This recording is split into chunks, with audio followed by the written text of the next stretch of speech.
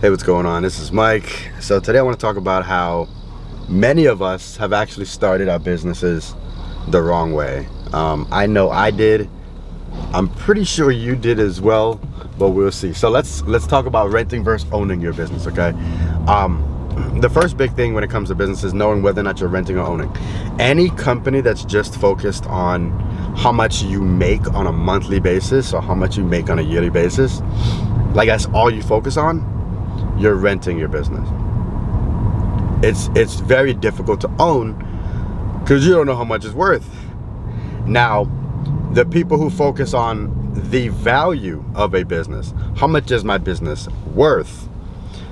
Those are people who are aimed at owning a business. Okay, so when you're starting a business, a lot of people just start doing the work, and then like they start doing the work, and then later on they're like, oh, I found a certain level of success, and let me speak with somebody about how to grow it even more.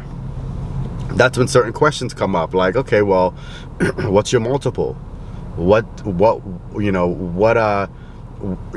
me through all of your pro forma. Walk me through your projections. Show me what's intellectually proprietary, what's special and unique about your business that could be like a golden nugget that's worth a lot more than another business within your industry.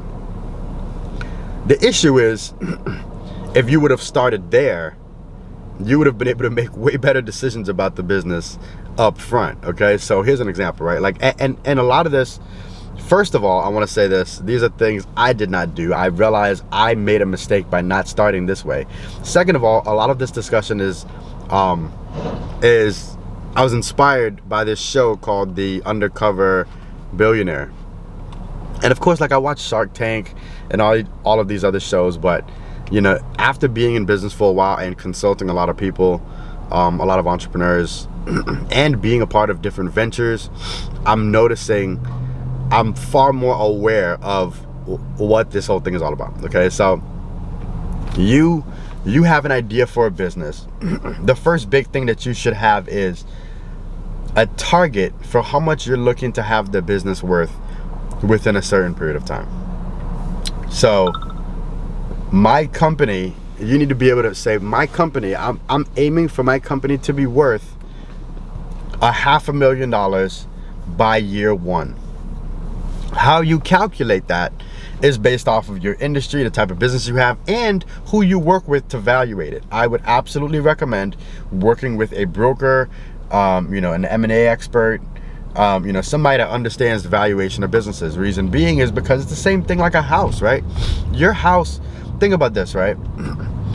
If I were to ask most of you how much is your house worth, you would reference some type of information that shows what other people are buying houses for in that area, right? Same thing with a business. If no one's willing to buy your business isn't worth anything. No, you can't hand down your business. No, you can't. Your business isn't wealth. You have to work in it. It's rented. So if you have a business that someone else is willing to buy, you have something that's worth something. Brokers, business experts who focus on selling and buying businesses, they're really good with that. So you work with them. They also have a marketplace of people who are looking and shopping around for different businesses. So you start there and you ask them, okay, based off of what I'm building, what do I need to do to get this to a point where it's worth $1 million in a couple of years? And they're gonna tell you. They're gonna tell you how much revenue you have to make. They're gonna tell you, what type of assets you need to have under acquisition. They're gonna tell you whether or not you need to have some type of proprietary or intellectual property, or they're gonna tell you, right? They're gonna tell you what type of contracts you need to have, and then you have something to work to. You also, what's really key too, you also have a lot of leverage when it comes to what you offer other people. So right now, if you're just renting your business and you want somebody to do valuable work for you, you're gonna say, hey, I need A, B, and C done, and some of us start talking equity, but there's no such thing as equity if you don't know what your business is worth. The only other option is to pay them, especially if they're good at what they do. You pay them, right? So if you understand what your business is worth, you have a lot more leverage to be able to, leverage to be able to get work done, because you understand that there are things that's already of worth just based off of your plan. Just based off of your plan. So again, this entire conversation is about renting / owning your business. Make sure you own your business. Make sure it's something that has a value to it.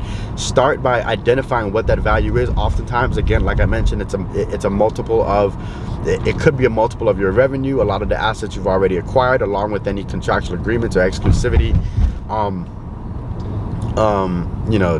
layers of exclusivity that you may have with different partners. But either way, that is how you become entrepreneurial. You become entrepreneurial by creating things of value. You're not an entrepreneur just by being able to generate revenue. You're self-employed. I'm gonna say that again. You're not an entrepreneur just because you can generate revenue. You're self-employed. You're an entrepreneur if you're able to create things of value. If you don't know how much your business is worth, you're not an entrepreneur. That's a reality, okay? No real entrepreneur is gonna tell you anything other than that. You're not a real entrepreneur unless you know what you are creating, what the value is of the thing you're creating. All right. I would love to share some of my contacts. I have a few contacts that are really good in this area. Again, I am not a business broker, but if you need any help, let me know, and I'll definitely try to connect you with the right people. All right, take care.